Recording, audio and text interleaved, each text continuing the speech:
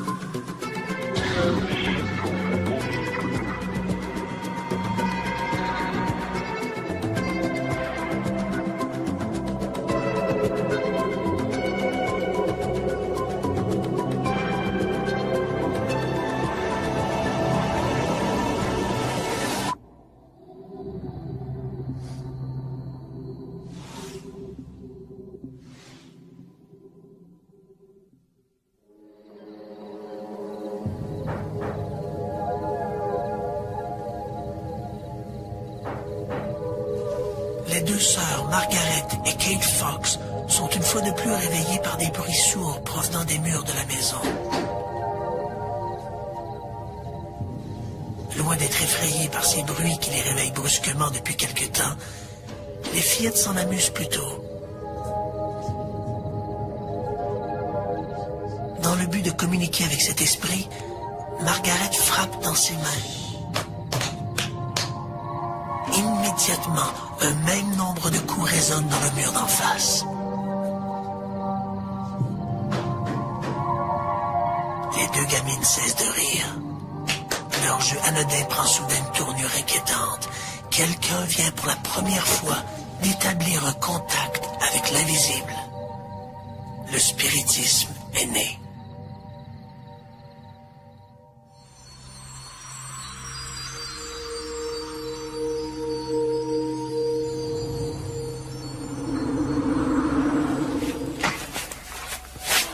La mort.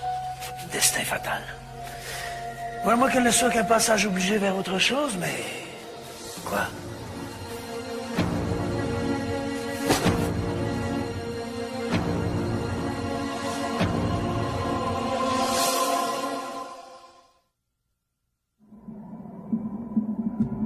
L'homme a toujours été obsédé par la perspective d'une vie après la mort.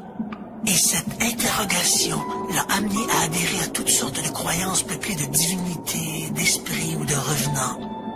L'homme s'est toujours interrogé, y a-t-il une vie au-delà de la mort? Jusqu'à l'apparition du spiritisme au 19e siècle, toutes ces notions de survie de l'âme relevaient de la religion ou de croyances superstitieuses, alimentées par des récits plus ou moins vérifiables d'apparitions de fantômes. Les spectres peuplaient l'imaginaire, au même titre que les démons et autres esprits malveillants. Ce n'est pas un fait très connu, mais ce sont deux jeunes fermières canadiennes qui sont à l'origine du mouvement moderne du spiritisme. Le spiritisme existait avant, mais le mouvement moderne en tant que tel date de 1848. L'histoire implique deux jeunes femmes, Maggie et Kate Fox, âgées respectivement de 14 et de 11 ans, qui vivaient temporairement dans un petit cottage durant l'hiver 1848. Durant les 2 dernières semaines de mars, elles étaient régulièrement éveillées par des craquements qui semblaient provenir des murs de la maison. Il s'en est suivi une étrange communication. Par un code de coups frappés, l'impalpable visiteur explique qu'il est l'esprit d'un colporteur assassiné dans cette demeure. L'affaire s'ébruite et bientôt la maison de la famille Fox devient un objet de curiosité. C'est le début officiel du spiritisme. Ça a vraiment généré le premier grand, qu'est-ce qu'on pourrait dire, reportage médiatique, grand mouvement en Amérique du Nord, parce que tous les médias étaient là. Okay? La porte de cette petite maison de Hydesville pour essayer d'élucider ce qui se passait.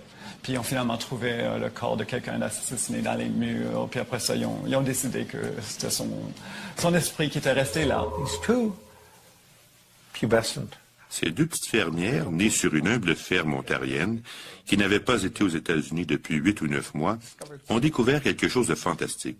Elles ont découvert qu'en faisant des bruits et en expliquant ce qu'étaient ces bruits, elles pouvaient attirer l'attention du médecin, de l'avocat, de l'architecte et de toute leur communauté. Qu'elles pouvaient aller à Rochester non pas pour écouter un quelconque concert à l'opéra, mais pour être elles-mêmes les vedettes. Alors Cathy et Maggie Fox, ainsi que leur sœur Léa et leur frère Daniel, sont déménagés à New York, puis se sont mis à visiter les capitales du monde entier pour faire des spectacles au cours desquels elles faisaient des démonstrations illustrant comment elles pouvaient être en contact avec le monde des défunts. Du jour au lendemain, des gens se déclarent en communication avec les morts. On assiste à un engouement pour la communication avec l'au-delà. En présence de médiums, des coups étouffés font bouger les tables. Au début des années 1850, le phénomène du spiritisme s'est répandu en Europe et à l'époque, vivait en France un enseignant du nom de Hippolyte Rivail, qui était plutôt sceptique face à ces phénomènes, mais qui fut suffisamment intrigué pour décider d'enquêter par lui-même sur ces manifestations. Il ne croyait pas aux manifestations des esprits, mais après, disons, quelques expériences auprès des groupes médiumniques qui se rencontraient vraiment juste pour le plaisir, il a commencé à trouver ça assez intéressant, là, parce qu'il y avait des réponses. Par exemple, une jeune médium, encore ignorante, non scolarisée, qui pouvait répondre à une question de haut niveau, une des grandes questions de la vie, puis donner une réponse super cohérente et logique. Donc, là, pour lui, il se mettait à penser qu'il y avait autre chose. Parce qu'à chaque disons, réponse intelligente, il fallait avoir une source intelligente, puis pour lui, il constatait que ce n'était pas la médium qui donnait la réponse. Donc, c'est pour ça que ça créé un intérêt. Ainsi, convaincu de la réalité de la réincarnation par les informations qui lui étaient fournies durant les transes, Hippolyte Rivail, de son vrai nom, choisit le pseudonyme de Alain Kardec, se fondant sur sa conviction personnelle qu'il était à la fois une réincarnation d'un dénommé Alain et d'un dénommé Kardec. Vers 1860, Hippolyte Rivail fonde la Société parisienne d'études spirites et publie, sous le nom de Alan Kardec, le livre des esprits. Les enseignements de Kardec restent encore aujourd'hui des plus populaires et ses livres continuent d'être publiés. En se fondant sur des expériences, sur la compréhension qu'il avait été en mesure de documenter en questionnant les esprits, il avait écrit un livre, un premier livre publié sous le titre « Le livre des esprits » et qui est devenu le livre sur lequel la religion spirite s'est fondée. Le spiritisme s'est d'abord répandu en France, puis de France en Amérique latine, et s'est fortement implanté au Brésil, où il est aujourd'hui devenu l'une des principales religions. Le Brésil, ce qu'ils ont fait, c'est qu'ils ont pris cette information-là, ces enseignements-là, puis ils les ont appliqués dans des groupes médiumniques et des groupes d'études, pour mieux comprendre la médiumnité et mieux travailler avec la médiumnité. Donc, ils ont évolué, disons, ils ont fait évoluer le travail de Kardec. Pendant des années, les spirites vont se contenter de faire bouger des tables, mais les scientifiques exigent un peu plus. À la fin du 19e siècle, on voit apparaître des laboratoires de recherche psychique. On assiste à la multiplication d'expériences où les nouvelles technologies jouent un rôle de premier plan. Dans les années 1920, un chercheur canadien, Thomas Glendinning Hamilton, photographie des médiums en transe capables de produire de la matière ectoplasmique, une substance résiduelle venue apparemment de l'au-delà. 30 ans plus tard, la photographie cède la place aux bandes magnétiques. Les chercheurs enregistrent des milliers de conversations avec l'au-delà. C'est le début de la transcommunication. Aujourd'hui, la vidéo et l'ordinateur sont aussi mis à contribution. Qu'est-ce qu'on a appris à propos de l'au-delà depuis 150 ans? Les scientifiques de partout ont tenté de documenter ces manifestations, mais est-ce qu'on fait affaire à des rêveurs en quête de mysticisme ou à une réalité qui nous est encore inaccessible? Au lendemain des coups frappés à Heidieville, l'art de communiquer avec les défunts se répand. Pour les familles endeuillées, le spiritisme apparaît comme un moyen de prolonger l'affection de l'être aimé. Mais le spiritisme est aussi un subterfuge pour capitaliser sur les malheurs d'autrui. Tout le monde était super ignorant, donc qu'est-ce qui arrivait? On cherchait le spectacle. Donc là, tu arrives à un point, tu es payé pour ta représentation, ta vie dépend de ça, ta vie sociale, ta notoriété, tout. Donc là, qu'est-ce qui arrivait? Souvent, en Europe, en Amérique, partout, ben là, il fallait créer l'événement. Parce qu'on ne peut pas arriver et dire, OK, ben là, on veut que tout soit parfait pour une manifestation. On veut faire léviter la chaise. C'est pas à nous de le faire. On ne peut pas. Donc, est-ce qu'on peut commander des esprits à faire quoi que ce soit? C'est ça le problème. Donc, c'est tout à fait logique à l'époque, puisqu'on était ignorant. Puis puisque les gens en demandaient constamment, ben on allait en fabriquer. Coup de théâtre. En 1888, Margaret Fox fait un aveu troublant. L'une des filles signe une confession où elle affirme que tout cela est une simulation, un coup monté. Qu'elle a la capacité de faire craquer ses doigts de pied à volonté et que c'est elle qui créait tous ces bruits. Ces aveux donnent des arguments à ses adversaires qui demandent des preuves plus substantielles. On accuse les médiums de n'être que de fins psychologues et d'habiles illusionnistes. Un an plus tard, en 1889, Maggie Fox remonte sur scène devant le public et se rétracte, affirmant que le phénomène était bel et bien vrai.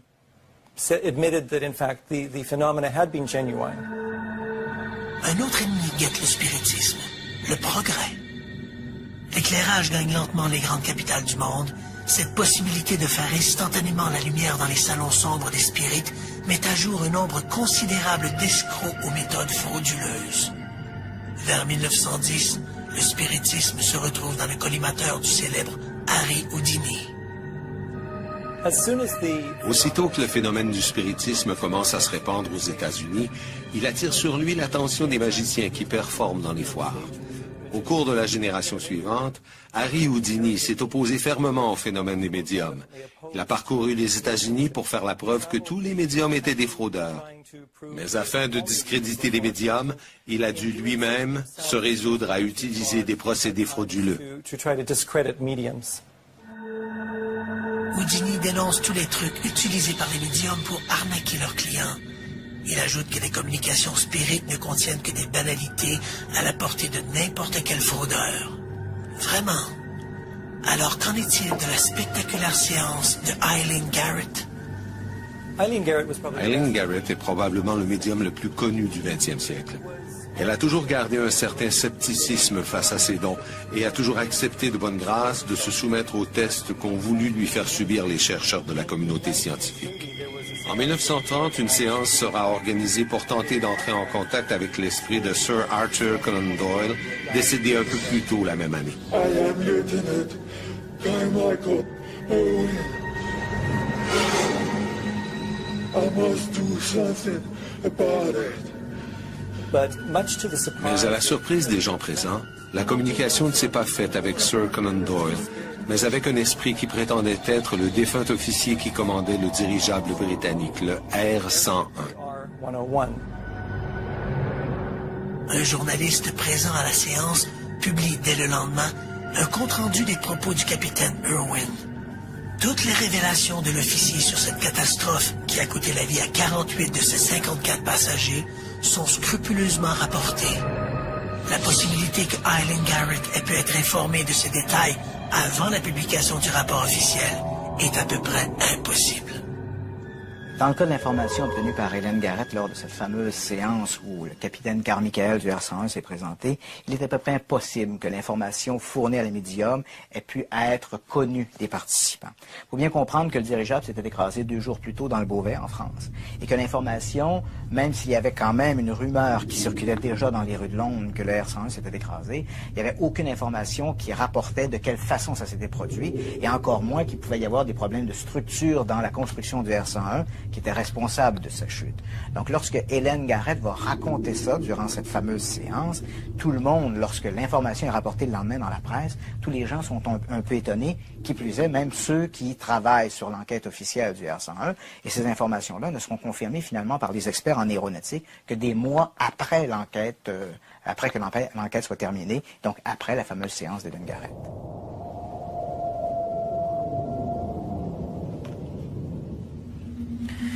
Malgré la précision des informations obtenues par les médias, le spiritisme de l'époque continue d'être malmené par les scientifiques. Ils veulent des preuves. Pressés par les scientifiques de produire une preuve matérielle de leur contact, plusieurs médiums, dont un certain Franek Kloski, vont réaliser des moulages faits de paraffine, cette cire utilisée dans la confection des bougies. L'idée consistait à avoir un bol de cire, de la paraffine légèrement chaude et un seau d'eau froide, en se disant que si ces esprits étaient réellement en mesure de se matérialiser et de faire sentir leur présence par des touchés sur les épaules, par exemple, ou par d'autres types de contacts physiques, ils devraient donc être en mesure de laisser des traces dans la cire.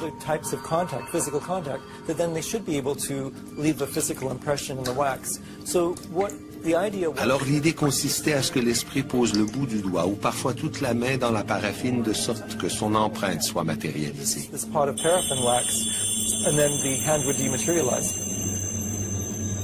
Une fois l'esprit retourné dans l'au-delà, il ne reste de son passage que ce moulage, sorte de gant fait d'une très mince couche de cire. Pour le protéger, les médiums doivent couler rapidement du plâtre à l'intérieur pour éviter que le moulage ne s'effrite. Certains de ces moulages présentent des détails étonnants. Ces moulages sont très curieux dans le sens où ils sont plus petits que des mains normales, mais ce sont des mains d'adultes et pas des mains d'enfants ou des mains de petites personnes. Donc ça pose beaucoup de questions quant aux techniques qui auraient été utilisées pour faire un trucage ou une falsification s'il y a eu trucage. Donc c'est très curieux et intriguant. Mais évidemment, vu le recul temporel qu'on a par rapport à ces indices, c'est très difficile d'en tirer une conclusion. Pour un faussaire, il aurait été aisé, en gardant les doigts bien droits, de plonger sa main dans la paraffine liquide, d'attendre que la solution durcisse pour enfin retirer le gant de cire. Mais ce raisonnement ne tient plus si l'on parle de mains dont les doigts sont pliés ou entrelacés. Parce que c'est des moulages quand même assez très très définis. On voit même des petits poils de la peau, puis qui vont disons, jusqu'au poignet. Donc moulage fait dans la cire. Donc on constate que ça aurait été impossible qu'une personne fasse ce moulage parce qu'on ne peut pas retirer la main par après pour créer c'est quelque chose d'aussi fini et puis aussi parfait. Donc il faut expliquer ça. Comment est-ce qu'on a fait un moulage d'une main? Parce que c'est sûr que ce n'est pas quelque chose de sculpté. Il ne reste aujourd'hui que quelques spécimens de moulage spirit conservés à l'Institut métapsychique international de Paris. Personne n'a jamais pu expliquer leurs caractéristiques très particulières. S'il s'agit d'une fraude, les arnaqueurs ont emporté leur secret dans la tombe. Pendant qu'à Paris, le docteur Robert Toquet cherche à documenter le spiritisme via ses extraordinaires moulages, au Canada, un autre scientifique souhaite aussi valider le spiritisme, le docteur Thomas Glendinning Hamilton. Pour ce médecin de Winnipeg, la preuve de l'au-delà passe d'abord par l'objectif d'une caméra. De 1918 à sa mort, en 1935, il a mené plusieurs expériences. D'abord en télépathie, afin de vérifier s'il y avait des communications télépathiques entre vivants. Puis de là, il s'est intéressé à la psychokinésie, aux trans, et finalement, il a entrepris des travaux sur ce qu'on appelle les ectoplasmes, la matérialisation. La formation d'ectoplasmes est l'un des phénomènes les plus controversés du spiritisme. Il s'agit d'une curieuse substance résiduelle qui soigne du corps de certains médiums en transe. Au fil des ans, Hamilton réalise des centaines de photographies montrant ce phénomène à divers stades d'évolution. C'est la plus importante collection du genre au monde. Ces expériences qui avaient lieu au domicile du Dr Hamilton sont importantes à cause de la précision avec laquelle elles étaient menées. Il avait une pièce qu'il consacrait aux expériences et sur le mur de la pièce, il avait installé une batterie de 11 caméras qui lui servaient à documenter les phénomènes de lévitation et de production d'ectoplasme. Et nous avons la chance que ces photographies ainsi que tous les dossiers de Hamilton soient conservés et disponibles pour la recherche à l'Université du Manitoba. Malgré les mesures de contrôle qui entouraient ces expériences, plusieurs croient que le scientifique canadien a pu être dupé par des médiums mal intentionnés. Il a néanmoins introduit de nouvelles technologies pour documenter les communications avec l'au-delà. Et après les photographies de Hamilton, la suite logique était le son. Pendant longtemps, les très célèbres Thomas Edison et Guglielmo Marconi ont tenté de mettre au point des appareils capables d'enregistrer les voix de l'au-delà, mais sans succès. Vers le début des années 1950, comme l'équipement électronique d'enregistrement sonore devenait plus accessible, les gens se sont rendus compte qu'il y avait parfois des voix imprévues mais parfaitement audibles sur leurs enregistrements. Le premier à prendre ce phénomène au sérieux sera un gentleman suédois du nom de Fredrik Jörgensen.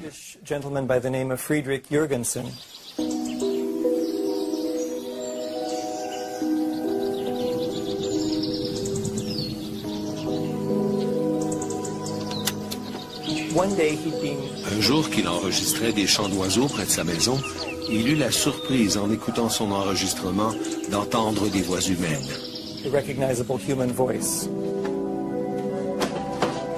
Jörgensen croit d'abord qu'il s'agit de sons parasitaires provenant d'une station de radio locale. Il recommence l'expérience et encore une fois, il capte des voix lointaines, dont l'une semble être celle de sa défunte mère.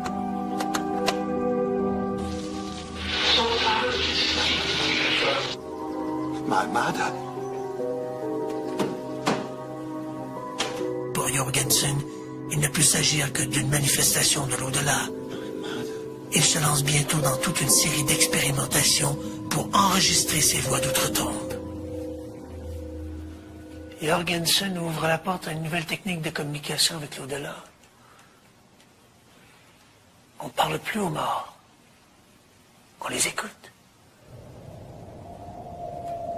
C'est ce qu'on appelle la transcommunication.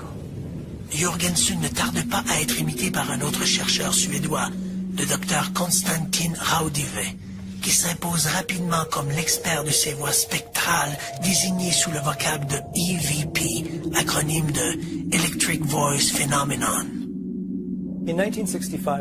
En 1965, Raudive rencontre Fredrik Jörgensen et apprend l'existence de ces voix. Le phénomène l'intéresse et il entreprend ses propres recherches, au cours desquelles se produira le même phénomène que celui qu'avait expérimenté Jörgensen. Aujourd'hui, c'est à Raudive que revient le mérite d'avoir fait connaître le phénomène de ces voix au monde anglo-saxon. Son livre, publié en Allemagne en 1971, a été traduit et publié en anglais sous le titre de Breakthrough.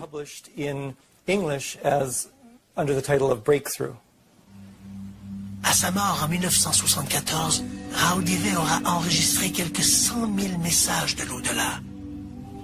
En 1970, un étudiant de l'Université de Cambridge en Angleterre, David Ellis, reçoit une bourse d'études pour enquêter sur les voix mystérieuses enregistrées par Konstantin Raudive. Dans son rapport, il écrit qu'une grande partie de ces enregistrements pourraient provenir de transmissions radio locales.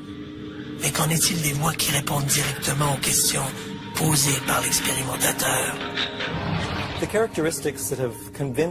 Les caractéristiques qui ont convaincu les chercheurs que ces sons ne sont pas des signaux radio conventionnels, c'est que les voix dans ces enregistrements nomment directement le chercheur, qu'elles entretiennent un dialogue avec le chercheur, qu'elles disent des choses en rapport avec une situation précise.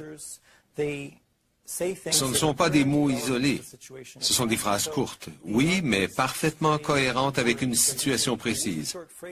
Alors, ça ne relève pas de simples signaux radio ordinaires. Hans Bender, un scientifique allemand, pionnier de la parapsychologie, a cru jusqu'à sa mort que ces voix étaient authentiques, mais ne les a jamais associées aux défunts. Pour lui, ces voix étaient des projections télékinétiques, une forme de matérialisation auditive et inconsciente des pensées de l'expérimentateur. À l'audio s'ajoute ensuite la vidéo, et ici, la controverse est encore plus grande. Avec les progrès techniques que nous avons connus au cours des années 1970 et 80, certains chercheurs ont découvert qu'en braquant une caméra vidéo ou même une caméra Polaroid sur un écran de télé dont le syntonisateur est réglé sur un canal à mi-chemin entre celui de 2 diffuseurs, ils pouvaient filmer puis apercevoir des images relativement précises qui ressemblent à celles d'êtres humains. Là encore, comme dans le cas des enregistrements sonores, la question se pose. Qui sont-ils? Sont-ce des esprits qui essaient de communiquer? Dans le film Interférence, Michael Keaton interprète le rôle d'un architecte troublé par la mort de sa femme. Son obsession l'entraîne dans un univers étrange où, ultimement, grâce à la technique des EVP, il pourra reprendre contact avec sa tendre moitié, mais à quel prix? Beaucoup de cinéphiles ont découvert le phénomène des EVP à travers ce film. Pourtant, celui-ci continue d'être expérimenté et étudié par des groupes de chercheurs à travers le monde. Depuis les années 80, le père François Brune, un prêtre sulpicien français, se fait propagandiste de toute une série d'images dont plusieurs se sont révélées pour le moins douteuses. 2 images en particulier ont retenu l'attention des détracteurs de cette transcommunication. Le père François Brune est un père sulpicien qui a commencé à s'intéresser en fait à la transcommunication. Et puis déjà à ce moment-là, il y avait différents groupes en France qui étaient actifs dans le domaine, et en particulier le groupe du Luxembourg. Le père Brune s'est mis soudainement à colliger toutes sortes d'images sans réellement les regarder de façon critique. Donc, il les présentait comme étant, il faisait en fait confiance à ses pourvoyeurs et puis il présentait ces images-là de façon publique. Et puis, il va arriver, on peut dire, le scandale de l'affaire Romy Schneider. Il présente en fait des images de la fameuse actrice autrichienne en disant, voici, Romy Schneider nous a contactés depuis l'au-delà et puis on voit des images. Le problème de ces images-là, c'est qu'on le retrouve, ce sont exactement des images qui proviennent du film Les choses de la vie, je crois, et avec le même plan. Donc, on voit bien que le père Brune a été dupé, en fait, par l'équipe du Luxembourg, qui lui ont fourni des images qui provenaient tout simplement d'une production cinématographique française de 1969, et qui, bien sûr, mettait en vedette Romy Schneider. L'autre image est encore plus cocasse. Fournie encore une fois par le groupe du Luxembourg, cette seconde image montre une jeune baigneuse sortant de la mer. Lors de la présentation d'un reportage sur le père Brune, dans le cadre de l'émission Caméra 89, un résident de Charlevoix l'a reconnu. Contrairement aux affirmations du sulpicien, il ne s'agissait pas d'une projection de l'au-delà, mais d'un extrait du film The Bikini Story. Preuve que l'au-delà ne se laisse pas enregistrer facilement. D'ailleurs, l'enregistrement des EVP est à la portée de tous. Il suffit simplement de placer dans une pièce silencieuse un système d'enregistrement en marche et de poser à voix haute quelques questions pertinentes. Cela fait, l'expérimentateur n'a qu'à reculer et écouter la bande en portant une attention particulière au bruit de fond parasitaire. Il est bon de préciser que les esprits ne parlent pas nécessairement de manière posée à la Bernard de Rome, mais leur voix ressemble plus à une mixture nasillarde et accélérée. Et c'est souvent là que le bas blesse. Personnellement, je suis très sceptique par rapport à ces techniques-là. On sait que lorsqu'on écoute par exemple du bruit blanc, on peut finir par entendre un peu n'importe quoi, dépendamment de la volonté qu'on y met en écoutant. Donc déjà, lorsqu'on n'a pas d'indice objectif là, de ce qui a été entendu, c'est très difficile de pouvoir dire qu'il y a réellement quelque chose de vraiment audible qui a pu être écouté ou encore pire vu. D'un autre côté, même si on réussissait à observer ce genre de phénomène, rien ne prouve que ça serait dû à une réelle communication avec l'au-delà, mais ça pourrait peut-être être quelque chose qui est produit par les observateurs ou les gens qui désirent tellement cette communication qu'ils sont prêts, même éventuellement en utilisant des moyens qu'on n'est pas encore capable d'expliquer, ils seraient prêts à obtenir ce genre de message-là et à interpréter un peu n'importe quel bruit comme étant un message. Cette gymnastique n'est pas sans rappeler cette vague des années 1970 où les amateurs de musique rock faisaient tourner leur micro-sillon à l'envers, espérant y découvrir quelques messages cachés.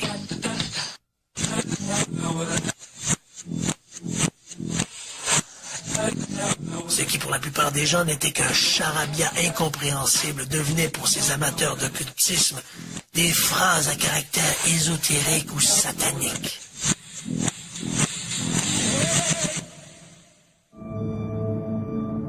Cette quête technologique de l'au-delà n'est peut-être qu'une question de culture. Pour plus des 2/3 de la planète, cette question de la survie ne se pose plus. C'est une réalité spirituelle. La réincarnation. La réincarnation, c'est l'idée que lorsqu'une personne décède, son esprit ou son âme, après une période de temps relativement brève, renaît dans un autre être humain. Et au fur et à mesure que cet autre être humain se développe, cette personne peut, et en particulier durant la petite enfance, se rappeler de quelques faits de sa vie antérieure. Pour les scientifiques occidentaux, la croyance en la réincarnation se loge à la même enseigne que les tables tournantes et autres chimères occultes. Au 19e siècle, Allan Kardec propose une vision beaucoup moins mystique de ce phénomène de migration de l'âme. Selon lui, les hommes meurent et se réincarnent dans un autre corps dans une quête incessante pour l'amélioration de soi. Je dirais qu'il y a plusieurs concepts de réincarnation ou de résurrection dans plusieurs parties du monde. Il est difficile de comprendre le concept d'une âme qui part d'un corps et qui transite dans un autre corps. Par exemple, en Inde, nous sommes tentés de croire que la réincarnation est présente partout, mais ce n'est pas le cas. Si on entend par réincarnation la présence d'une âme qui passe d'un corps à l'autre. Dans le bouddhisme, par exemple, c'est impossible. Alors les bouddhistes ont beaucoup de difficultés à s'imaginer quel système leur permettrait de vivre leur vie multiple auquel ils croient. Alors ils appellent ça la renaissance ou plusieurs vies. En dépit de l'aura de mysticisme qui entoure cette croyance partagée par des millions d'adeptes de l'hindouisme et du bouddhisme, certains scientifiques n'ont pas hésité à en vérifier les prétentions. Le docteur Ian Stevenson de l'Université de Virginie est l'un d'entre eux. Ian Stevenson est un médecin d'origine canadienne, éduqué à Montréal et qui a travaillé durant plusieurs années au département de psychiatrie de l'Université de Virginie. À titre de parapsychologue, il est devenu célèbre pour ses études sur la réincarnation, plus précisément pour ses études des phénomènes de réincarnation rapportés par de jeunes enfants d'origine indienne. Stevenson a publié 20 cas suggérant le phénomène de réincarnation en 1966. Le scientifique canadien a surtout travaillé avec l'échantillonnage en Inde, donc des jeunes qui avaient des souvenirs spontanés de vie passée. Ce que Stevenson arrive comme conclusion, c'est qu'apparemment les âmes errantes jouissent d'un certain libre arbitre pour se finalement migrer d'un corps à un autre. Ce que Stevenson également a remarqué, c'est que le souvenir de vie antérieure était plus fréquent dans des groupes, et en particulier des groupes religieux, où l'on accepte la réincarnation comme étant une réalité. Par exemple, dans les pays du christianisme, où le christianisme est très présent, comme ici en Amérique du Nord, très peu de gens se rappellent des vies antérieures. Alors qu'en Inde, ou dans les pays où il y a une religion hindouiste, où là, la réincarnation fait partie du concept religieux, on retrouve de façon très régulière des gens qui ont ces souvenirs spontanés de vie antérieure. Le docteur Stevenson appuie ses conclusions sur des récits parfois déroutants. L'un de ces cas extraordinaires est celui de Jasbir Lal-Jat. L'affaire Jasbir Lal-Jat est présentée par Ian Stevenson comme étant l'un des meilleurs cas documentés qui semble supporter la réincarnation. L'histoire est la suivante. En 1954, le jeune Jasbir Ladjat meurt d'une maladie infectieuse. On l'envoie donc à la morgue, où il reste pendant quelques heures, puis l'enfant se met à respirer de nouveau. Donc on crie évidemment au miracle.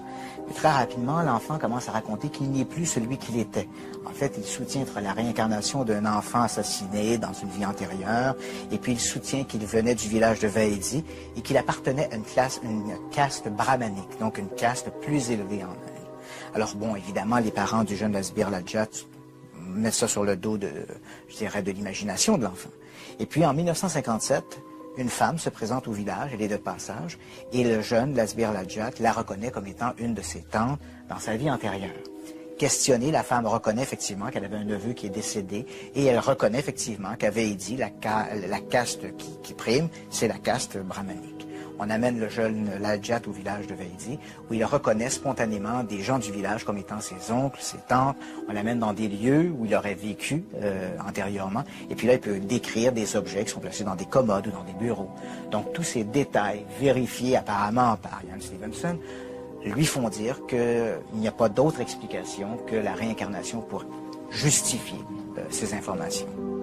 Les révélations du jeune Jasbir Ladjat sur la vie quotidienne et sur l'existence de son possible prédécesseur éliminent, selon le docteur Stevenson, toute possibilité de mystification. Comme j'enseigne la philosophie, il m'est arrivé souvent de lire des articles qui référaient aux ouvrages de Ian Stevenson. Alors j'ai décidé d'approfondir moi-même certains de ces ouvrages. J'ai décidé de me concentrer sur un cas où Ian Stevenson lui-même avait été le premier enquêteur et qui est rapporté dans son livre « 20 cas suggérant le phénomène de réincarnation » et qui est le cas d'un jeune garçon, Imad El-Awar, et de ses souvenirs de sa vie antérieure. Stevenson lui-même s'est rendu dans la famille pour demander aux parents de quoi l'enfant se rappelait. Puis il s'est rendu avec la famille dans le village où l'enfant prétendait avoir vécu pour enquêter dans ce village et il y a trouvé plusieurs confirmations, du moins des confirmations présumées, du rapport original. Les conclusions de Stevenson ne font pas l'unanimité. Si on se penche sur les résultats de son étude, certains éléments manquent de précision pour corroborer ses propos. Ce que j'ai découvert, c'est que les tableaux des données fournis par le rapport, et il y en a 57, dont plusieurs ont été confirmés par son enquête, sont très différentes lorsqu'on les compare avec le texte. Ce qu'il a fait, c'est qu'il a pris les souvenirs de la vie antérieure de l'enfant, tels que rapportés par les parents, et il a adouci le matériel pour en faire quelque chose de vague. Puis il s'est rendu au village pour se rendre compte que même cette version édulcorée était inexacte. Alors il s'est dit qu'il pouvait prendre une personne différente. Ainsi, l'enfant, qui d'après le témoignage de ses parents affirmait que son nom était Mahmoud Bouhamzi, lorsqu'on regarde ce tableau, on retrouve simplement l'enfant parle du nom Mahmoud. Ensuite, on a découvert qu'un autre individu portant un nom semblable, Ibrahim Bouhamzi, coïncidait mieux avec certaines des situations rapportées, alors que dans les faits, ça ne correspond en rien à la version originale donnée par l'enfant. Le nom de Mahmoud, rapporté dans le tableau, devient simplement un nom mentionné par l'enfant. Et on souligne que Ibrahim Bouhamzi avait un oncle nommé Mahmoud, ce qui est en fait un prénom très commun. Alors, il ne prêtait aucune attention au volume d'informations possibles. Combien d'enfants dans des villages avoisinants auraient pu correspondre, en gros, aux coïncidences mentionnées dans le rapport, en particulier lorsqu'on change comme ça une donnée pour une autre? Il n'y a tout simplement pas de preuves concluantes. Or, ce cas est cité par plusieurs personnes qui suivent de près les recherches de Stevenson comme étant l'un des meilleurs exemples de ce qui peut être fait, et c'est une recherche menée par Stevenson lui-même. Alors, c'est tout le système qui s'écroule. Au fil des ans, le docteur Stevenson a également colligé un nombre impressionnant de cas où des gens ont regardé des marques physiques de leur vie antérieure. Prenons l'exemple d'enfants ou d'adultes qui portent des verrues. Verrues qui sont interprétées comme étant une trace de la vie passée d'une personne où celle-ci aurait, par exemple, été tuée d'un projectile d'arme à feu. Alors, dans un livre énorme qui compte au moins 2000 pages et intitulé « La biologie de la réincarnation », Stevenson enquête et présente des preuves. Et ce qu'il fait dans ce livre, il sépare. Et je ne dis pas qu'il le fait délibérément, mais dans les faits, les tableaux des résultats sont à un endroit. Ensuite, vous devez vérifier vous-même en quoi ces résultats correspondent aux données originales. Et dans plusieurs des cas, ça ne correspond pas, au point que vous vous dites que c'est vraiment une très, très mauvaise recherche. Depuis les travaux de Stevenson, la réincarnation a connu un engouement auprès des adeptes d'occultisme et de paranormal. Des centaines de cas semblables à ceux évoqués par le chercheur canadien ont déjà été publiés. À tous les jours, des amateurs d'insolites recueillent de nouveaux témoignages, tantôt spontanés, tantôt par régression hypnotique. Plusieurs soutiennent que ces propos ne sont que le fruit d'imagination débordante, alors que d'autres accusent les enquêteurs d'utiliser l'hypnose de façon abusive. Ce qui se passe sous hypnose, c'est que vous vous donnez le droit d'être libre.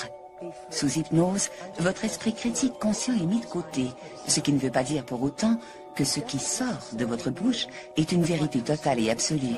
Ça peut fort bien être une métaphore que votre esprit se fabrique pour comprendre quelque chose d'autre. Les associations sceptiques dénoncent le concept même de la réincarnation sous prétexte qu'il ne tient pas compte de l'accroissement démographique. S'il y a plus d'enfants qui naissent que de vieillards qui meurent, le puits des âmes devrait être asséché depuis belle lurette. Le spiritisme a créé une proximité entre le monde des vivants et celui des défunts. Cette frontière s'est vite posée comme un nouveau défi de la science. L'au-delà existe-t-il? Malheureusement, il faut constater que 150 ans de communication spirite ne nous ont guère renseignés sur l'au-delà. Quant aux preuves de cet au-delà, elles demeurent l'objet de vives discussions. Ni les moulages spirites, ni les photographies de T.J. Hamilton, ni même les milliers d'enregistrements audio de Raoul Duvet nous forcent à accepter la réalité d'un au-delà peuplé d'esprits désincarnés. La preuve ultime reste encore à faire, et c'est là que le problème de la méthodologie scientifique se pose. L'au-delà, par définition immatériel et impalpable, peut-il être documenté par des instruments conçus pour fournir des mesures dans notre monde physique? Les 400 dernières années de l'histoire des sciences naturelles nous ont démontré que les créatures biologiques ont évolué, qu'elles sont des créatures chimiquement très complexes et que cette chimie produit également des résultats physiques très complexes. Cette interaction entre la biologie, la chimie et la physique est très profonde et est le résultat de centaines d'années de recherche qui n'ont jamais été démenties par aucune loi ni par aucune force biologique, chimique ou physique. En conséquence, il y a un poids énorme qui favorise ce modèle et toutes les explications paranormales de situations qui peuvent sembler inhabituelles reposent forcément sur une violation de ce modèle.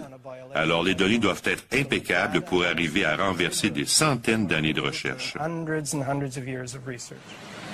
sondage réalisé auprès des lecteurs du très sérieux London Times en Angleterre indique qu'une personne sur 6 affirme avoir vécu une expérience paranormale qui justifie sa croyance dans la réincarnation. Des statistiques peu surprenantes compte tenu des très nombreux indices qui suggèrent la réalité de la réincarnation.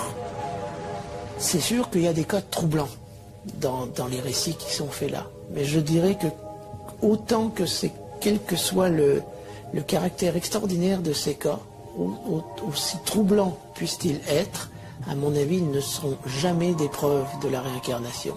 Parce qu'on trouvera toujours d'autres explications qui ont permis aux gens de construire leur récit ou d'aller chercher les informations qu'ils relatent dans leur récit, en particulier si on fait appel à d'autres facultés psy qu'on peut-être existent et qu'on peut observer par ailleurs, comme par exemple la possibilité de lire de l'information à distance ou là d'aller chercher de l'information dans le passé. Quand X raconte qu'il a été Y il y a un siècle, peut-être qu'il va juste chercher de l'information dans le passé sur la vie de Y, mais ça ne prouve jamais que Y est devenu X. Donc on peut juste prouver par ces expériences, on peut juste démontrer que de façon surprenante et extraordinaire et non explicable, certaines personnes sont capables d'aller chercher de l'information de façon inconsciente, là, sur la vie de quelqu'un qui a vécu dans le passé. Actuellement, je dirais que les chercheurs se divisent en deux groupes. Ceux qui favorisent l'hypothèse psychologique, donc que l'ensemble de ces manifestations-là sont le produit des vivants. Donc c'est nous, par des énergies psychokinétiques, télékinétiques qu'on explique mal, produirait ces effets, ces coups frappés dans les murs, les tables qui bougent, les pseudo-communications avec l'au-delà. Même, à la rigueur, peut-être, les communications, les transcommunications. Et puis, il y a ceux qui prétendent que ce sont les revenants qui se manifestent. Je dirais que, entre les deux hypothèses, pour le public en général, on va favoriser l'hypothèse du revenant. Pourquoi? Parce qu'à la fois, c'est inquiétant, mais en même temps, c'est rassurant. Parce que si l'au-delà existe, la mort n'est pas une fin en soi, mais un passage vers autre chose. La recherche sur l'au-delà se poursuit aujourd'hui avec autant d'enthousiasme qui guidait les Hamilton, Tucker, Aldivet. Quant à son existence, elle reste encore controversée, mais cette seule perspective rend déjà moins inquiétante.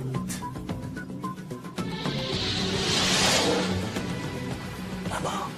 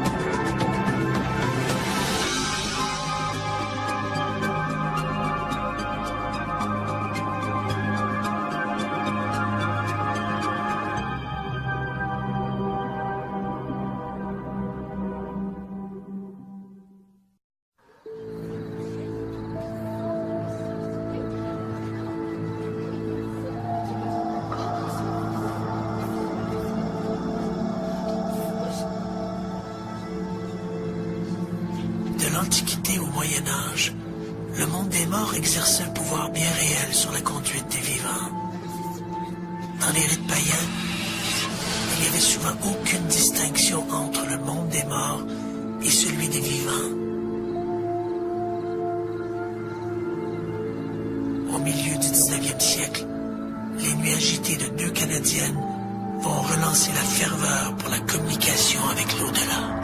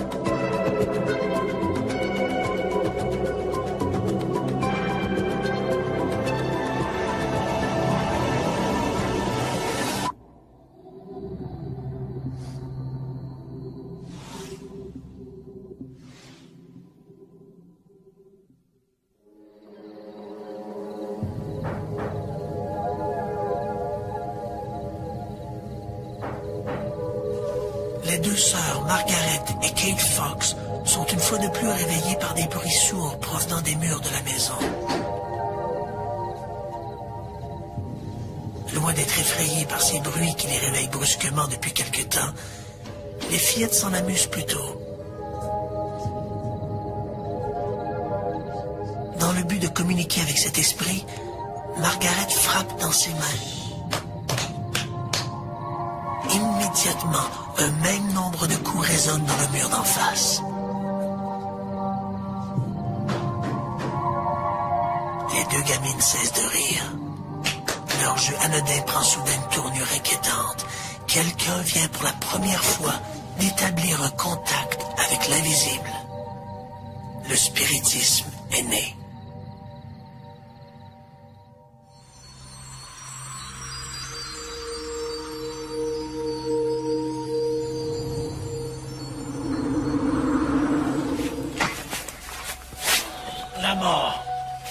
destin fatal.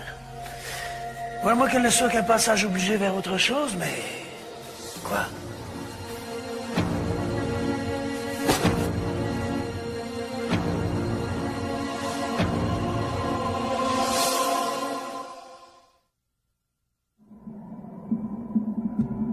L'homme a toujours été obsédé par la perspective d'une vie après la mort. Et cette interrogation l'a amené à adhérer à toutes sortes de croyances peuplées de divinités, d'esprits ou de revenants. L'homme s'est toujours interrogé, y a-t-il une vie au-delà de la mort? Jusqu'à l'apparition du spiritisme au 19e siècle, toutes ces notions de survie de l'âme relevaient de la religion ou de croyances superstitieuses, alimentées par des récits plus ou moins vérifiables d'apparitions de fantômes. Les spectres peuplaient l'imaginaire, au même titre que les démons et autres esprits malveillants.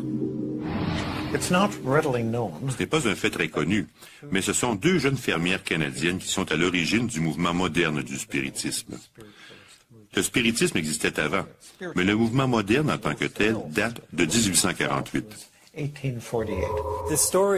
L'histoire implique deux jeunes femmes, Maggie et Kate Fox, âgées respectivement de 14 et de 11 ans, qui vivaient temporairement dans un petit cottage durant l'hiver 1848. Durant les 2 dernières semaines de mars, elles étaient régulièrement éveillées par des craquements qui semblaient provenir des murs de la maison. Il s'en est suivi une étrange communication. Dans un code de coups frappés, l'impalpable visiteur explique qu'il est l'esprit d'un colporteur assassiné dans cette demeure. L'affaire s'ébruite et bientôt la maison de la famille Fox devient un objet de curiosité. C'est le début officiel du spiritisme. Ça a vraiment généré le premier grand, qu'est-ce qu'on peut dire, reportage médiatique, grand mouvement en Amérique du Nord, parce que tous les médias étaient là. Okay? La porte de cette petite maison de Hydesville, presque, d'élucider ce qui se passait. Puis ils ont finalement trouvé le corps de quelqu'un assassiné dans les murs. Puis après ça, ils ont décidé que c'était son esprit qui était resté là. Ces deux petites fermières, nées sur une humble ferme ontarienne, qui n'avaient pas été aux États-Unis depuis 8 ou 9 mois, ont découvert quelque chose de fantastique.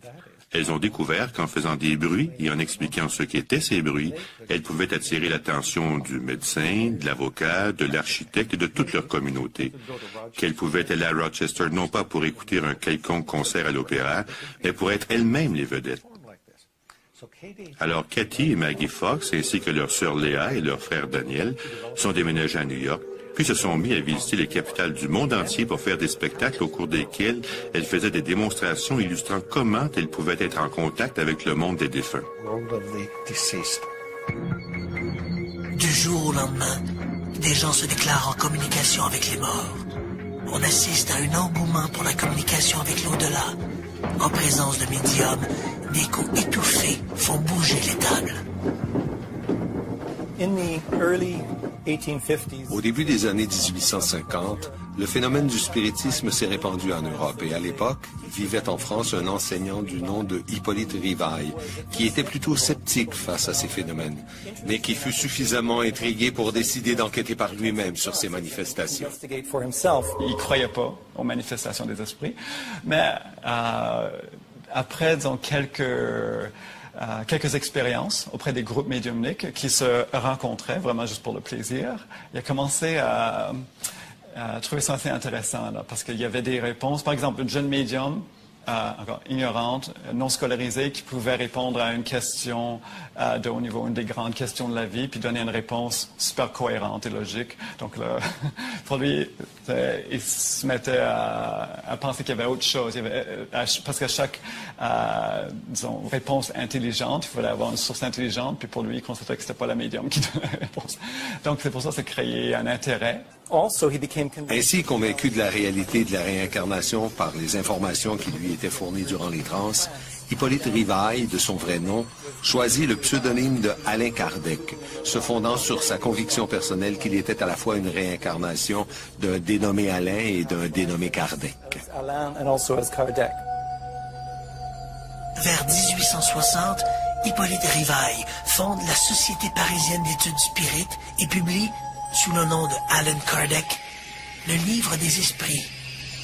Les enseignements de Kardec restent encore aujourd'hui des plus populaires et ses livres continuent d'être publiés. En se fondant sur des expériences, sur la compréhension qu'il avait été en mesure de documenter en questionnant les esprits, il avait écrit un livre, un premier livre publié sous le titre « Le livre des esprits » et qui est devenu le livre sur lequel la religion spirite s'est fondée. Le spiritisme s'est d'abord répandu en France, puis de France en Amérique latine et s'est fortement implanté au Brésil, où il est aujourd'hui devenu l'une des principales religions. Le Brésil, ce qu'ils ont fait, c'est qu'ils ont pris cette information-là, ces enseignements-là, puis ils les ont appliqués dans des groupes médiumniques et des groupes d'études pour mieux comprendre la médiumnité et mieux travailler avec la médiumnité. Donc, ils ont évolué, disons, le travail, ils ont fait évoluer le travail de Kardec. Pendant des années, les spirites vont se contenter de faire bouger des tables, mais les scientifiques exigent un peu plus. À la fin du 19e siècle, on voit apparaître des laboratoires de recherche psychique. On assiste à la multiplication d'expériences où les nouvelles technologies jouent un rôle de premier plan. Dans les années 1920, un chercheur canadien, Thomas Glendinning Hamilton, photographie des médiums en transe capables de produire de la matière ectoplasmique, une substance résiduelle venue apparemment de l'au-delà. 30 ans plus tard, la photographie cède la place aux bandes magnétiques. Les chercheurs enregistrent des milliers de conversations avec l'au-delà. C'est le début de la transcommunication. Aujourd'hui, la vidéo et l'ordinateur sont aussi mis à contribution. Qu'est-ce qu'on a appris à propos de l'au-delà depuis 150 ans?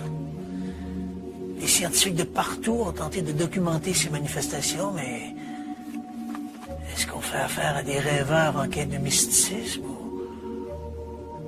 ou à une réalité qui nous est encore inaccessible? Au lendemain des coups frappés à Heidyville, l'art de communiquer avec les défunts se répand. Pour les familles endeuillées, le spiritisme apparaît comme un moyen de prolonger l'affection de l'être aimé. Mais le spiritisme est aussi un subterfuge pour capitaliser sur les malheurs d'autrui. Tout le monde était super ignorant, donc qu'est-ce qui arrivait? On cherchait le spectacle. Donc là, tu arrives à un point, tu es payé pour ta représentation, ta vie dépend de ça, ta vie sociale, ta notoriété, tout.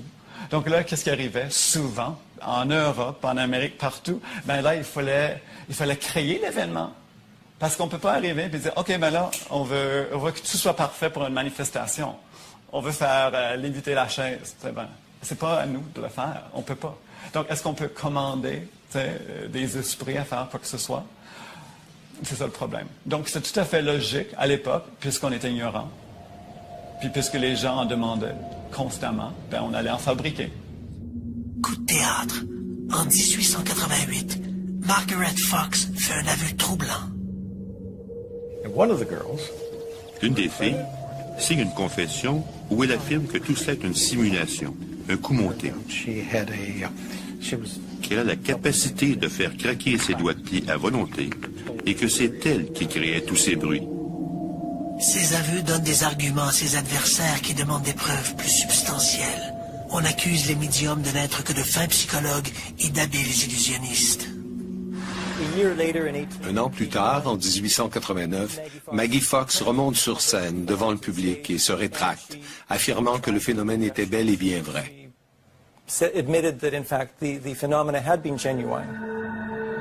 Un autre ennemi guette le spiritisme, le progrès. L'éclairage gagne lentement les grandes capitales du monde. Cette possibilité de faire instantanément la lumière dans les salons sombres des spirites met à jour un nombre considérable d'escrocs aux méthodes frauduleuses. Vers 1910, le spiritisme se retrouve dans le collimateur du célèbre Harry Houdini. Aussitôt que le phénomène du spiritisme commence à se répandre aux États-Unis, il attire sur lui l'attention des magiciens qui performent dans les foires. Au cours de la génération suivante, Harry Houdini s'est opposé fermement au phénomène des médiums. Il a parcouru les États-Unis pour faire la preuve que tous les médiums étaient des fraudeurs. Mais afin de discréditer les médiums, il a dû lui-même se résoudre à utiliser des procédés frauduleux. Houdini dénonce tous les trucs utilisés par les médiums pour arnaquer leurs clients. Il ajoute que les communications spirites ne contiennent que des banalités à la portée de n'importe quel fraudeur. Vraiment. Alors qu'en est-il de la spectaculaire séance de Eileen Garrett? Eileen Garrett est probablement le médium le plus connu du 20e siècle.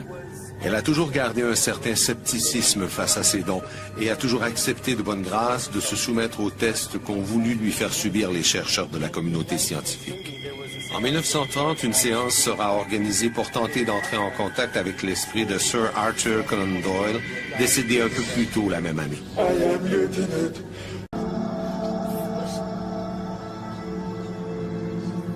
De l'Antiquité au Moyen Âge, le monde des morts exerçait un pouvoir bien réel sur la conduite des vivants.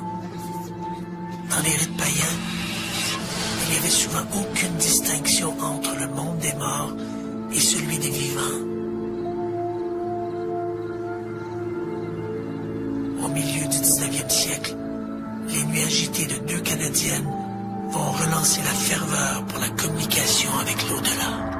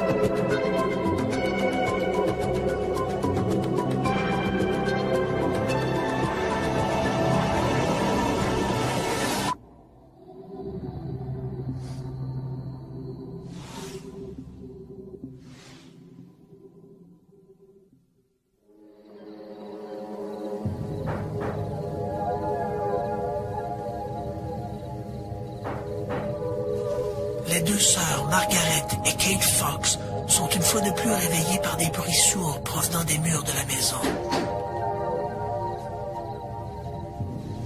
Loin d'être effrayées par ces bruits qui les réveillent brusquement depuis quelque temps, les fillettes s'en amusent plutôt. Dans le but de communiquer avec cet esprit, Margaret frappe dans ses mains. Immédiatement, un même nombre de coups résonnent dans le mur d'en face. Les deux gamines cessent de rire. Leur jeu anodin prend soudain une tournure inquiétante. Quelqu'un vient pour la première fois d'établir un contact avec l'invisible. Le spiritisme est né.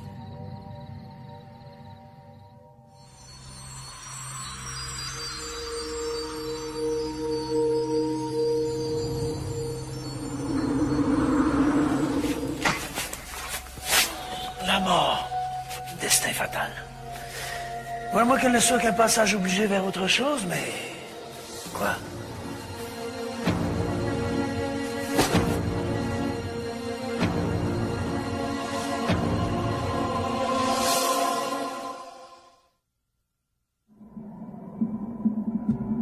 L'homme a toujours été obsédé par la perspective d'une vie après la mort.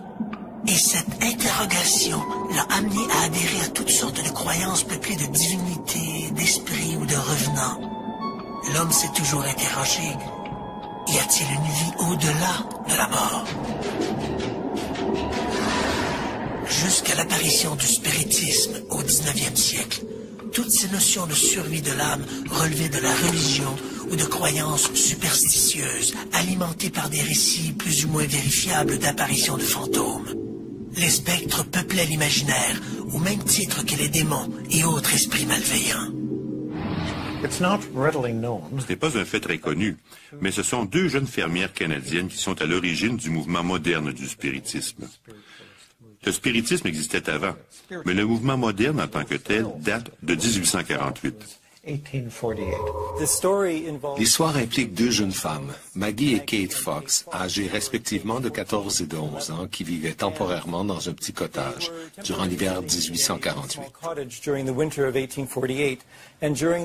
Durant les 2 dernières semaines de mars, elles étaient régulièrement éveillées par des craquements qui semblaient provenir des murs de la maison. Il s'en est suivi une étrange communication. Dans un code de coup frappé, l'impalpable visiteur explique qu'il est l'esprit d'un colporteur assassiné dans cette demeure. L'affaire s'ébruite et bientôt la maison de la famille Fox devient un objet de curiosité. C'est le début officiel du spiritisme. Ça a vraiment généré le premier grand, qu'est-ce qu'on peut dire, reportage médiatique en mouvement en Amérique du Nord, parce que tous les médias étaient là. Okay? La porte de cette petite maison de Hydesville pour essayer d'élucider ce qui se passait.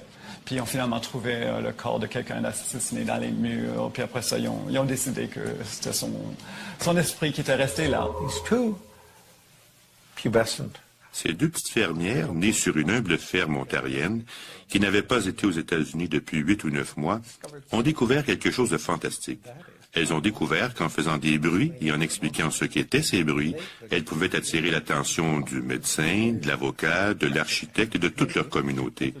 Qu'elles pouvaient aller à Rochester non pas pour écouter un quelconque concert à l'opéra, mais pour être elles-mêmes les vedettes.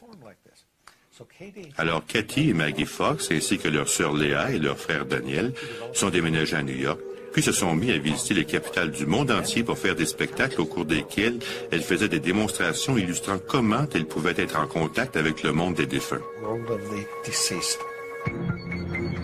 Du jour au lendemain, des gens se déclarent en communication avec les morts. On assiste à un engouement pour la communication avec l'au-delà. En présence de médiums, des coups étouffés font bouger les tables.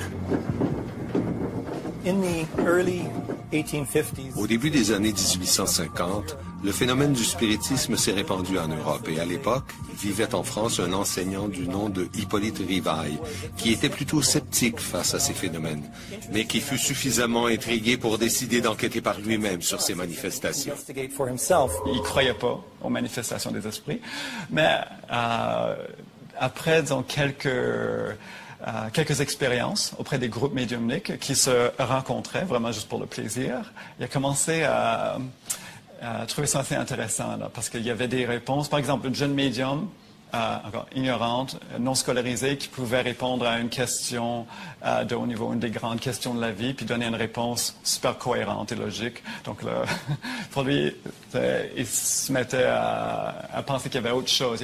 Parce qu'à chaque disons, réponse intelligente, il fallait avoir une source intelligente, puis pour lui, il constatait que ce n'était pas la médium qui donnait la réponse. Donc c'est pour ça que ça créait un intérêt. Ainsi, convaincu de la réalité de la réincarnation par les informations qui lui étaient fournies durant les transes, Hippolyte Rivail, de son vrai nom, choisit le pseudonyme de Alain Kardec, se fondant sur sa conviction personnelle qu'il était à la fois une réincarnation d'un dénommé Alain et d'un dénommé Kardec. Vers 1860, Hippolyte Rivail fonde la Société parisienne d'études spirites et publie, sous le nom de Allan Kardec, le livre des esprits. Les enseignements de Kardec restent encore aujourd'hui des plus populaires et ses livres continuent d'être publiés.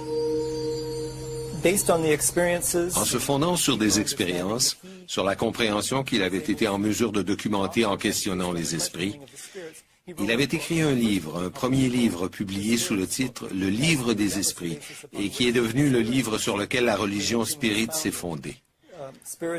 Le spiritisme s'est d'abord répandu en France, puis de France en Amérique latine, et s'est fortement implanté au Brésil, où il est aujourd'hui devenu l'une des principales religions. Le Brésil, ce qu'ils ont fait, c'est qu'ils ont pris cette information-là, ces enseignements-là, puis les ont appliqués dans des groupes médiumniques et des groupes d'études, pour mieux comprendre la médiumnité et mieux travailler avec la médiumnité.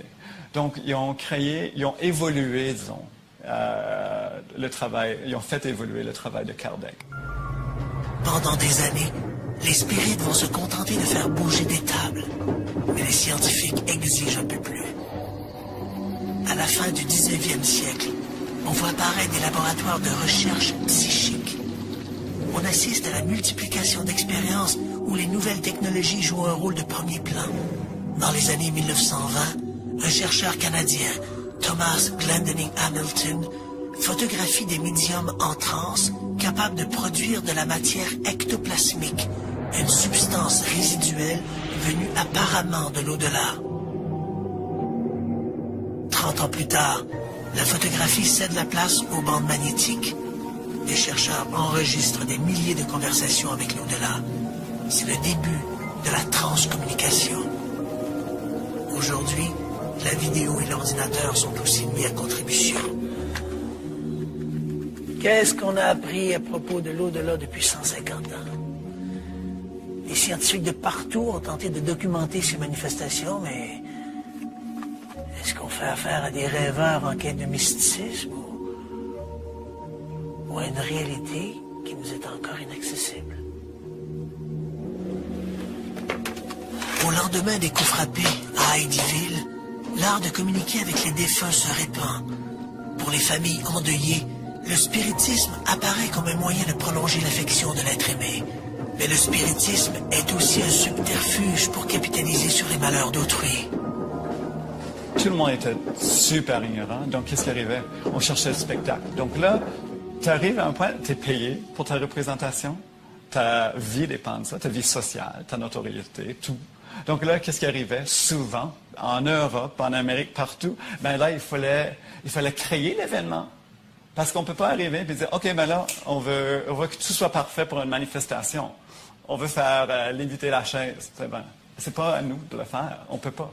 Donc, est-ce qu'on peut commander des esprits à faire quoi que ce soit? C'est ça le problème. Donc, c'est tout à fait logique à l'époque, puisqu'on était ignorant. Puis, puisque les gens en demandaient constamment, ben, on allait en fabriquer. Coup de théâtre. En 1888, Margaret Fox fait un aveu troublant. Une des filles signe une confession où elle affirme que tout cela est une simulation, un coup monté.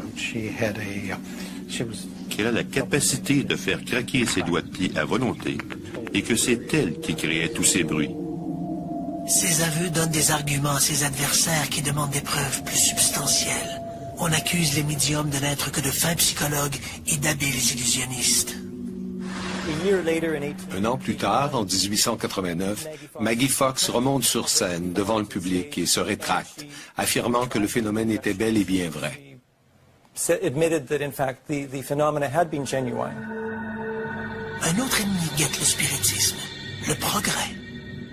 L'éclairage gagne lentement les grandes capitales du monde.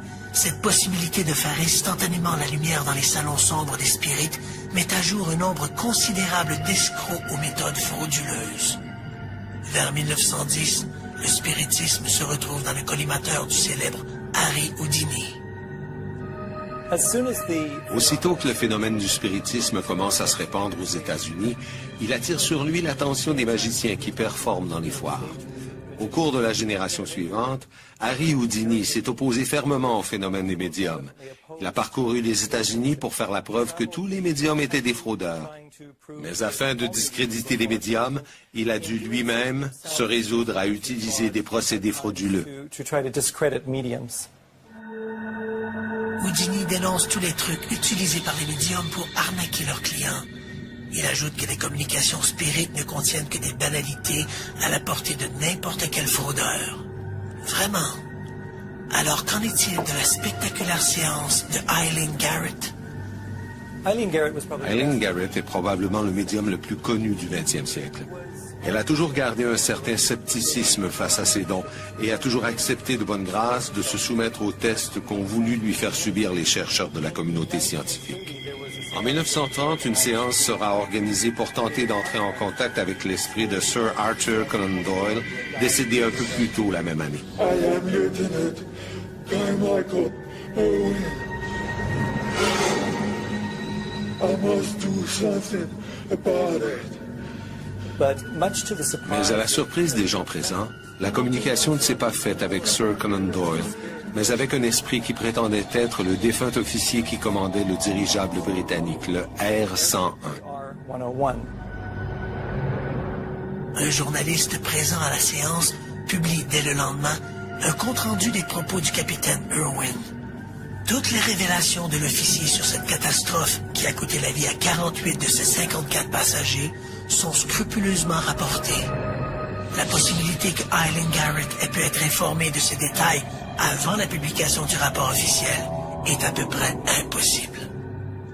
Dans le cas de l'information obtenue par Eileen Garrett lors de cette fameuse séance où le capitaine Carmichael du R-101 s'est présenté, il est à peu près impossible que l'information fournie à la médium ait pu être connue des participants. Il faut bien comprendre que le dirigeable s'était écrasé 2 jours plus tôt dans le Beauvais, en France, et que l'information, même s'il y avait quand même une rumeur qui circulait déjà dans les rues de Londres que le R-101 s'était écrasé, il n'y avait aucune information qui rapportait de quelle façon ça s'était produit, et encore moins qu'il pouvait y avoir des problèmes de structure dans la construction du R-101, qui était responsable de sa chute. Donc, lorsque Eileen Garrett va raconter ça durant cette fameuse séance, tout le monde, lorsque l'information est rapportée le lendemain dans la presse, tous les gens sont un peu étonnés, qui plus est, même ceux qui travaillent sur l'enquête officielle du R-101, et ces informations-là ne seront confirmées finalement par des experts en aéronautique que des mois après l'enquête, après que l'enquête soit terminée, donc après la fameuse séance d'Eileen Garrett.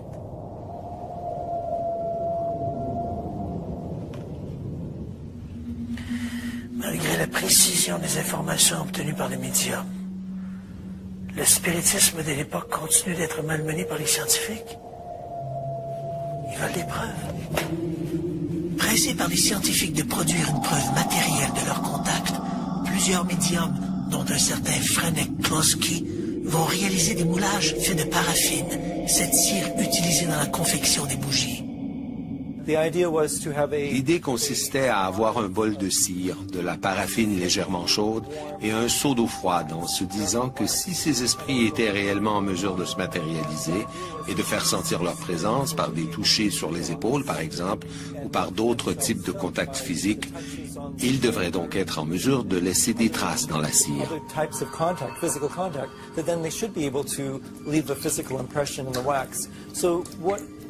Alors l'idée consistait à ce que l'esprit pose le bout du doigt ou parfois toute la main dans la paraffine de sorte que son empreinte soit matérialisée.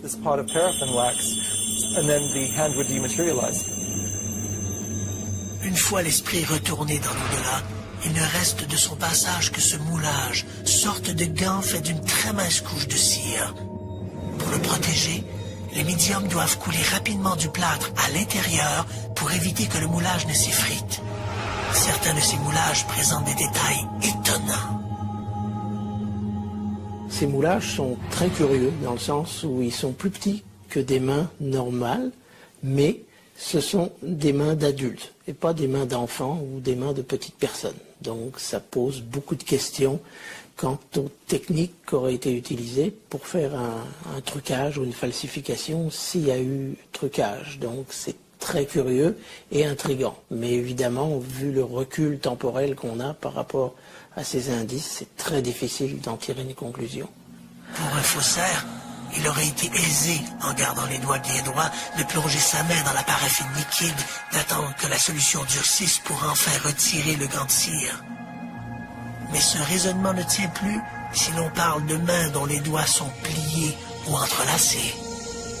Parce que c'est des moulages quand même assez très très définis. On voit même les petits poils de la peau, puis qui vont, disons, jusqu'au poignet.